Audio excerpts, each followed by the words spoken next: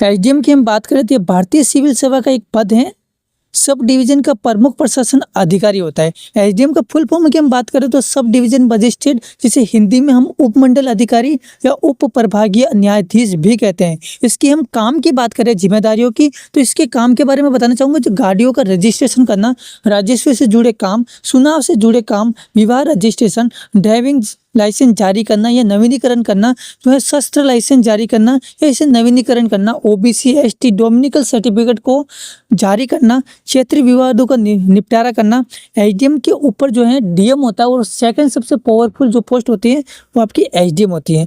SDM अपने क्षेत्र में निर्देश जो है डीएम के निर्देश पे कार्य करता है और एसडीएम का चुनाव है यूजीसी या स्टेट पीसीएस दोनों के जरिए होता है। जो केरल की और तमिलनाडु की बात करें तो सेकेंड जो है कलेक्टर भी इसे कहा जाता है। हेलो जय हिंद दोस्तों, स्वागत है एक बार फिर से आपके अपने चैनल दिलीप कुप्पन में। साथियों, यदि आपका भी सपना है कि भविष्य में मुझे जो है एसडीएम बनना है, तो साथियों इस वीडियो में हम बात करेंगे कि एसडीएम किस तरीके से हम बन सकते हैं, कौन कौन से एग्जाम हमें करने पड़ते हैं, क्या योग्यता लगती है, कितनी सैलरी मिलती है, कितनी आयु होनी बहुत ही जरूरी है और कौन कौन से एग्जाम क्वालिफाई करने से हम एसडीएम बन सकते हैं, और दूसरी है एसडीएम बनने के लिए कितने नंबर लाना बहुत ही जरूरी है आपको। तो ये सारी कुछ बातें हम इस वीडियो में बात करने वाले। तो सबसे पहले हम जानते हैं कि एसडीएम होता कौन है। तो एसडीएम बनने से पहले आप सभी को ये जान लेना बहुत ही जरूरी है कि एसडीएम क्या होता है। एसडीएम का पद है वो भारत सरकार के प्रशासनिक सेवाओं में से एक महत्वपूर्ण पद है।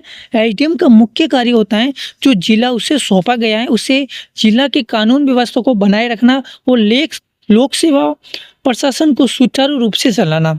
ये सारे प्रमुख काम एक एसडीएम के होते हैं। जो ये कार्य अच्छे से करता है वो एक अच्छा एसडीएम होता है।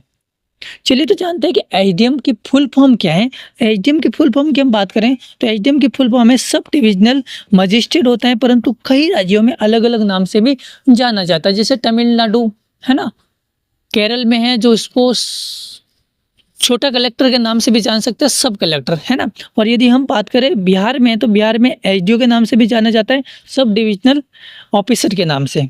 ठीक है जी, तो चलिए जानते हैं कि इसमें एलिजिबिलिटी क्या लगेगी, क्या इसमें क्वालिफिकेशन आपकी लगनी है एसडीएम बनने के लिए। तो एसडीएम बनने के लिए जो है आपको किसी भी सब्जेक्ट से 12th पास होना बहुत ही जरूरी है और 12th में आपको जो है 50% पास आउट होना जरूरी है। और ग्रेजुएशन है वो भी किसी भी सब्जेक्ट से आपकी पास आउट हो सकती हैं और इसमें भी आपको 50% पास होना बहुत ही ज़रूरी है। और दूसरी बात यह है कि आपको जो है भारत के नागरिक होना बहुत ही ज़रूरी है, किसी और जो है नेशनलिटी से आप नहीं होने चाहिए, इस बात को आपको ध्यान रखना है। और दूसरी बात, आप मानसिक और जो है शारीरिक रूप से स्वस्थ होना बहुत ही ज़रूरी है। ठीक है जी। और उम्र की हम बात करें तो कम से कम आपकी उम्र है वो 21 साल होनी बहुत ही जरूरी है। 21 साल है तो आप इसको फॉर्म अप्लाई कर सकते हैं। ठीक है जी। तो चलिए हम बात करते हैं कि इसको जो है एसडीएम बनने के लिए कौन कौन से एग्जाम आपको क्वालिफाई करने पड़ते हैं। तो एसडीएम बनने के लिए आप 2 परीक्षाओं की तैयारी कर सकते हैं। पहली परीक्षा आप यूपीएससी की तैयारी कर सकते हैं या फिर जो है पीसीएस की परीक्षा आप दे सकते हैं। उसके लिए आपको 3 चरण होंगे। सबसे पहला चरण होगा आपका प्रीलिम्स एग्जाम, दूसरा चरण होगा आपका मेंस एग्जाम और तीसरा जो है आपका इंटरव्यू होने वाला। इंटरव्यू होने के बाद में डायरेक्ट आप एसडीएम हम बन सकते हैं। ठीक है जी। तो चलिए हम जानते हैं कि भाई एसडीएम बनने के लिए कम से कम आपको कितने मार्क्स होने बहुत ही जरूरी है। एसडीएम की हम बात करें तो नॉर्मली आपको बताना चाहूँगा जो प्रीलिम्स हैं आपको उसमें 75 से प्लस अंक आपको लाने पड़ेंगे। ठीक है जी। और मेंस एग्जाम में है 741 और टोटल बात करें फाइनल एज की तो 953 अंक आपको कम से कम आपको लाने पड़ेंगे, तो ही आप एसडीएम बन सकते हैं, नहीं तो आप एसडीएम नहीं बन सकते। दूसरी रैंक आएगी तो आपको कोई अदर पोस्ट मिल जाएगी लेकिन आप एसडीएम नहीं बन पाएंगे। एसडीएम के लिए कम से कम आपको 953 से प्लस अंक लाने बहुत ही जरूरी है। आप देख सकते हैं अलग अलग कैटेगरी हैं, जैसे कि जनरल वालों के लिए 953 हो गए। ठीक है। ईडब्ल्यूएस वालों के लिए 923 हो गए। ओबीसी वालों के लिए 919 नंबर लाने जरूरी है। ठीक है जी। और एससी वालों के लिए जो है 890 नंबर लाने जरूरी है। एसटी वालों के लिए 891 है।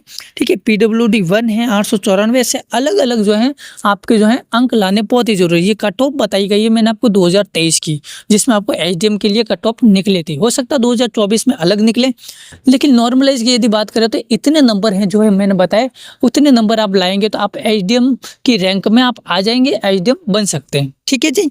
चलिए तो बात करते हैं कि एसडीएम में क्या क्या सुविधाएं मिलती है। यदि आप एसडीएम की नौकरी लग जाती है तो सरकार की तरफ से कौन कौन सी सुविधाएं आपको मिलती हैं।